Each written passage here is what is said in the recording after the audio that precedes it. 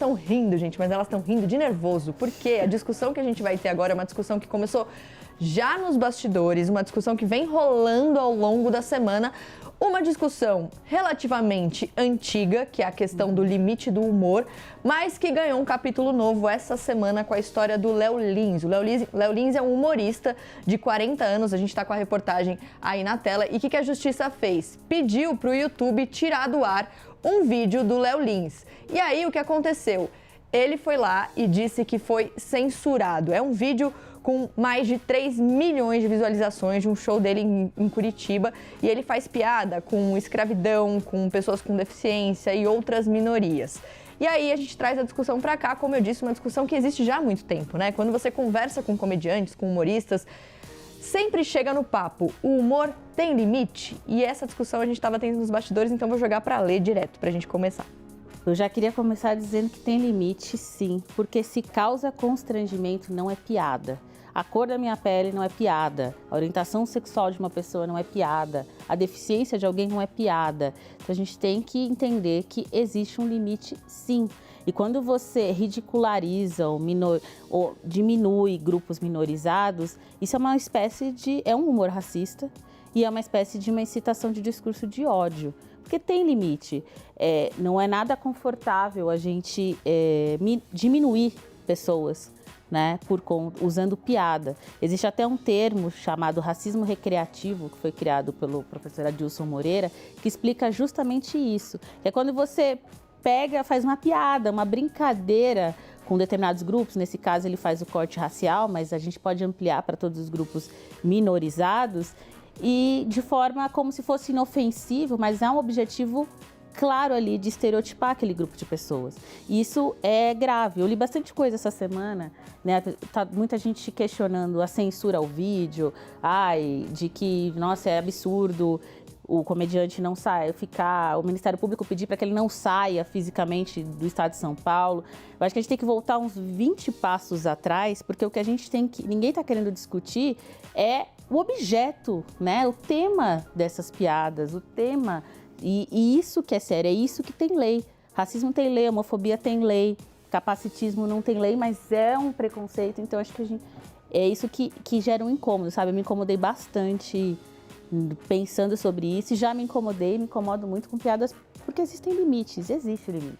E a gente, Lia, só pra gente continuar também, a gente cresceu num ambiente, vocês me corrijam se vocês cresceram num ambiente diferente do meu, mas assim, a gente cresceu num ambiente que normalizou por muito tempo piadas machistas. Nós mulheres também demoramos muito para questionar essas piadas e para entender que estava errado. E a gente chegou num momento em que sim, existe o questionamento, sim, existe lei, e aí parece que você, de certa maneira, dá passos para trás, né? E também tem a questão a Lê falou sobre estereotipar e o entretenimento, o cinema, as produções artísticas, de fato, criam estereótipos. Mas aí reforçar esses estereótipos, né, Lia?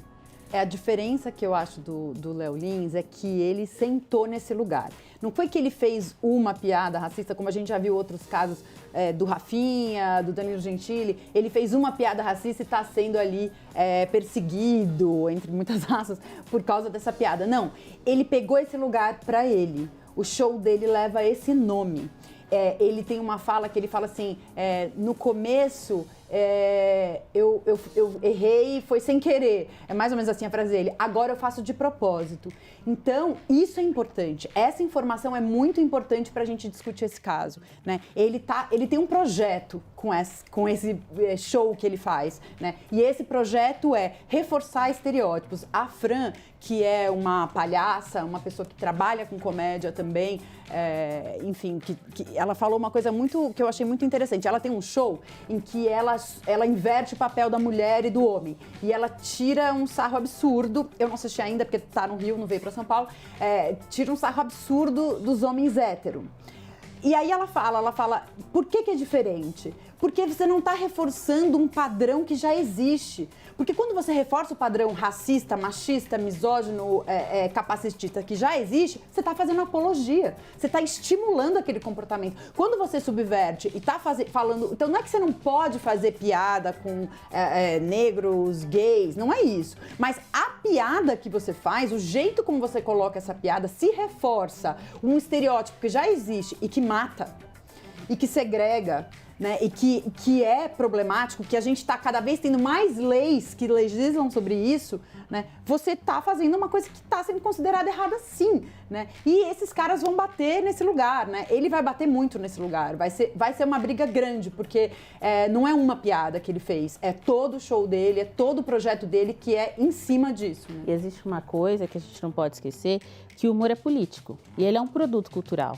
A gente cresceu, você bem disse, o Brasil sentou em cima de uma comédia que criou estereótipos. Eu cresci vendo uma série de personagens na televisão estereotipando pretos, mulheres, gays. Só que quando você volta para esse lugar, você está incitando e estabelecendo um pensamento e privilegiando um determinado grupo, como se só aquele grupo fosse o dominante, tivesse o privilégio, de todo o resto a gente ri. E aí... E quem pode rir, né, Lê? E quem pode rir? Quem ri? Quem pode rir? Porque a gente sabe, a escravidão foi um dos maiores crimes da humanidade. Pessoas morrem por homofobia. Pessoas com deficiência tentam todos os dias se incluírem. Nós, mulheres, estamos aqui batalhando pelos nossos direitos. Então, existe um limite. Não é porque o mundo ficou chato, agora é tudo politicamente correto. Desculpem, mas a gente está se reconstruindo e temos que aceitar que é assim. E piada é legal, humor é legal, eu gosto de rir pra caramba, mas será que não dá para mudar o discurso? Não dá para mudar a temática? Porque uma coisa que eu percebo nessa discussão é que ninguém discute a temática. Discute se está censurado, se não pode sair, se é a lei, mas e o tema? Tá tudo bem? E o que fazer a partir disso, né, também? Porque às vezes parece que a discussão começa e, de certa maneira, ela morre também. E aí a gente não tem nada prático para resolver isso. A Lê estava falando, né, sobre quem dá risada. Eu cresci com um pai com deficiência. Meu pai tinha deficiência visual, ele era cego. E eu conversava muito com ele sobre isso, né? Qual era o limite do que ele se sentia ofendido do que as pessoas faziam. E aí ele já me disse várias vezes, filha, às vezes eu ouço algumas piadas sobre pessoas com deficiência e eu dou risada, porque se eu não der risada, parece que eu vou deixar as pessoas desconfortáveis. E aí, de novo, parece que é a minoria servindo ao privilégio, de certa maneira, Exatamente. sabe? Então, assim, eu quero fazer parte da conversa. Então, para fazer parte da conversa, eu preciso rir junto. E isso é muito triste, porque são poucas as pessoas que têm essa força, muitas vezes, porque sim, às vezes cansa, você fala, quer saber, eu vou dar risada mesmo. E eu aprendi muito com ele nesse sentido. Até o momento que ele começou a não dar mais risada e se posicionar nesse sentido, porque é uma dor muito grande, a gente não sabe qual é a dor da pessoa e brincar com isso é muito perigoso. A Lê falou sobre, dá pra fazer piada de outras maneiras, tem até um movimento no Twitter que eu achei maravilhoso, as pessoas estão mostrando piadas que não ofendem. Legal. E isso é muito legal, do tipo, gente, vamos ver aqui alguns exemplos de pessoas que fazem piada sem ofender ninguém. E isso é muito interessante, né? Porque às vezes tem gente que diz aquele discurso, vou fazer piada, acaba ofendendo alguém.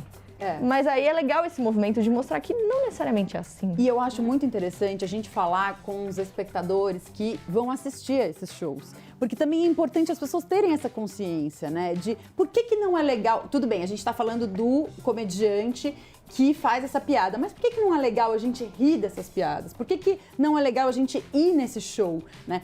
Pra gente estimular que um outro mercado seja feito. Esse menino, ele nem é mais tão menino, mas esse moço, ele é um gênio, ele é muito bom. Eu tenho certeza que ele vai conseguir.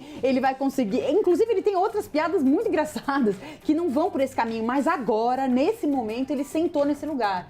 E vai ser uma batalha, porque ele quer virar o rei do politicamente incorreto, que ele mesmo chama de humor negro, que já tem o nome já totalmente questionável, né? Então, assim, vai ser uma batalha, e eu acho que vai ser uma batalha bem interessante, pra gente trazer uma conscientização e mostrar por que não é legal, sabe? Por que ofende? Tem alguém sendo ofendido, tem alguém que não tá rindo. Não é alguém, né? Metade da população brasileira, justamente a metade que está sendo assassinada quando entra num supermercado, quer dizer, não é brincadeira. Sabe, nós estamos falando de um projeto que exclui e mata. Não dá para brincar com isso. E aí é interessante a gente, vamos pedir, vai, Léo, vai além, sabe? Cadê mais? Você pode